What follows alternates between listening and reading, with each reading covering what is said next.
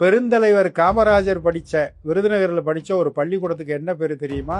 பிடியரிசி பள்ளிக்கூடம். அது என்ன பிடியரிசி பள்ளிக்கூடம்? அங்கதான் அவர் படிச்சார். அந்த ஊர்ல இருக்க அந்த இனத்தை சேர்ந்த பெருமக்கள் எல்லாம் வீட்டுல சமைக்கிறதுக்கு முன்னாடி உலையில அரிசி போடுறதுக்கு முன்னாடி ஒரு பிடி அரிசி எடுத்து தனியா ஒரு குட்டி சாக்குல போட்டுக்குவாங்க. இப்படி ஒரு மாசம் 2 மாசம் ஆனோடனே அந்த சாக்கு போய் நிரம்பிடும். அதை கொண்டு வந்து அந்த பள்ளிக்கூடத்துல கொடுத்துருவாங்க. மகமை அதை கொடுத்துருவாங்க. அதை வச்சு அவங்க அந்த பள்ளிக்கூடத்தை நடத்துவாங்க. இது பிடியரிசி பள்ளிக்கூடம்.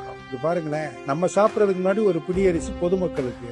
திருமூலர் முன்னாடி அதை சொல்லியிருக்கார். யாவருக்குமாம் இறைவர்க்கு ஒரு பச்சிலை, யாவருக்குமாம் உண்ணும் போது ஒரு கைப்பிடி. திருமூலர் சொல்ற. மற்றவங்களுக்கு இன்னொரு சொல்லுங்க, அதெல்லாம் பசுவிற்கு ஒரு வாயுரை கொடுங்க, அதெல்லாம் சொல்லியிருக்காரு. யாவருக்குமாம் உண்ணும் போது ஒரு கைப்பிடி. அதுதான் அந்த பிடியரிசி பள்ளிக்கூடத்துல ஐயா படிச்சதுனாலதான் முதலமைச்சரான உடனே மதிய உணவு திட்டம் என்கிற மாபெரும் திட்டத்தை கொண்டு வந்து உலகம் வியக்கிற ஒரு அன்னதான திட்டத்தை அவர் மதிய உணவு திட்டத்தை கொண்டு வந்தார். அதற்கு அடிப்படை திருமூலர் எழுதிய யாவருக்குமாம் உண்ணும் போது ஒரு கைப்பிடி.